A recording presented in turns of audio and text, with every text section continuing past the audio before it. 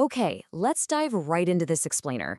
If you've ever found yourself totally frustrated by political gridlock or wondered why seemingly brilliant, no-brainer ideas just vanish into thin air in the halls of Congress, well, this one is absolutely for you. Today, we're unpacking a really fascinating high school simulation called the Gauntlet.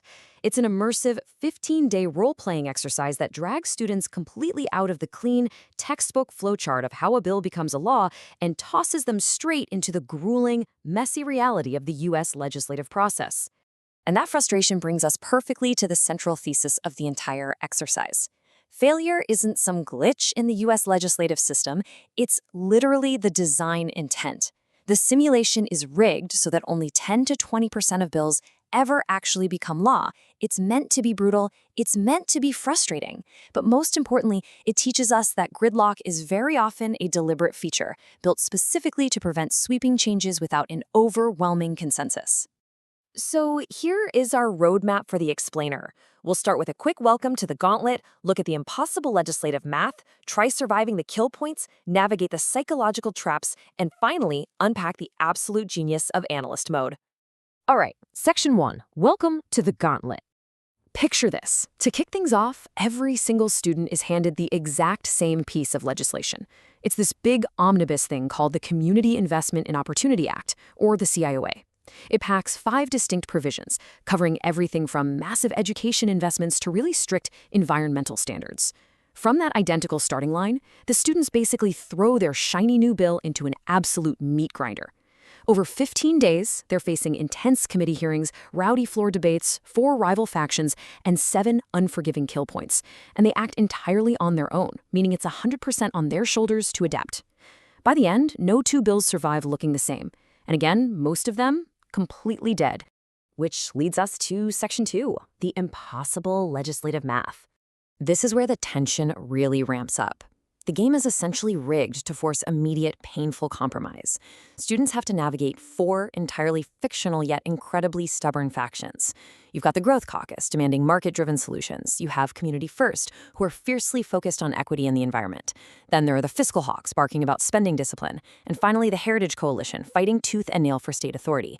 Every faction has totally conflicting priorities on those 5 provisions. You just cannot please everyone. Try to appease the Fiscal Hawks, and you instantly alienate Community First. Try to please absolutely everyone, your bill turns into a hollow shell that does literally nothing. And here is the kicker. That magic number needed to pass the House is 218. But if you look at the math, no 2-faction alliance can possibly get you to 218 votes. Even if you merge the 2 biggest groups, the Growth Caucus and Community First, you only hit 210. You're always coming up short. You need at least 3 factions to pass the House. And bringing in that 3rd faction inherently means you have to sacrifice the core priorities of the 4th. The agonizing trade-offs start right out of the gate on day 2. So how do you track all this chaos? Every student manages a viability score. Think of it like a political health bar in a video game. It starts at 10. Every single time you make a compromise, shake hands with a powerful committee chair, or anger a crucial faction, this score moves. You have to keep it above specific thresholds, or it's sudden death for your bill. 1 bad read of the room, 1 failed negotiation, and boom, you're done. Let's move on to Section 3, surviving the kill points. Look at this brutal marathon. The pressure slowly builds across 7 distinct stages, from a day 4 subcommittee vote all the way to the president's desk on day 14. What's absolutely fascinating is day 11 on the Senate floor. It requires a 60-vote cloture bar. This acts as the ultimate graveyard where 15 to 25% of whatever bills are left just straight up die. It perfectly mirrors the real-life legislative choke point where a simple majority simply isn't enough. It's this massive, looming wall that puts immense stress on the students. Let's put you in the hot seat for a second so you can feel how this works. It's day 4. The subcommittee chair gives you a terrifying ultimatum. Strip your environmental standards completely, or the bill dies right here. What do? Do you gut your own standards just to win over the chair and survive? If you do, you totally betray the Community First faction and feel the very real guilt of abandoning your principles. But if you refuse, you might barely scrape by, but your viability score tanks, leaving you severely weakened for the rest of the run. There's no easy way out, just brutal trade-offs. Next up, Section 4, psychological traps and biases. Because you see, the Gauntlet isn't just about counting votes. It actively weaponizes human psychology against the students. It forces them to see exactly how emotion derails strategy. Traps like the sunk cost fallacy, anchoring, and overconfidence are deliberately sprinkled across the 15 days. The simulation is essentially asking the students, are you making this choice because it's mathematically smart, or are you just falling headfirst into a cognitive trap? Take day 5, for instance. You've dodged hostile amendments, you've gutted provisions just to stay alive, and then the teacher drops this devastating question. Is this still your bill? This is designed to trigger compromise aversion. People often passionately reject an amendment that would literally save 70% of their goals simply because it messes with their original perfect vision. They have to learn the hard way that a compromise deal is almost always better than no deal at all. And then you have action bias. On day 10, a single rogue senator threatens a massive filibuster. The game explicitly tests if you'll panic and throw unnecessary concessions at this senator, or if you'll just patiently call their bluff. Under immense pressure, doing nothing feels completely irresponsible. You feel like you have to act. But the scenario teaches them that, especially in the Senate, patience and inaction is very often the strongest strategic play. Finally, Section 5, the power of analyst mode. So, what actually happens when your viability drops too low and your bill dies a tragic death on day 4 or day 9? Game over? No way! This is the pedagogical masterstroke of the whole setup. It's not game over. It's just a transition. The teacher simply delivers this line, allowing the student to shift with dignity into a brand new, highly critical role. That dead bill actually turns into incredibly rich data.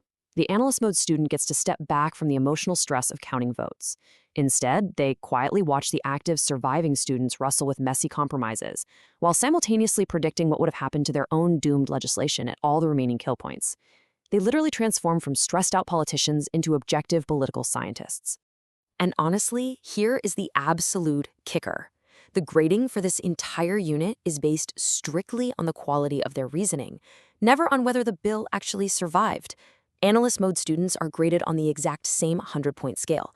It's all about maintaining detailed daily journals and writing a massive final reflection that analyzes the systemic forces at play.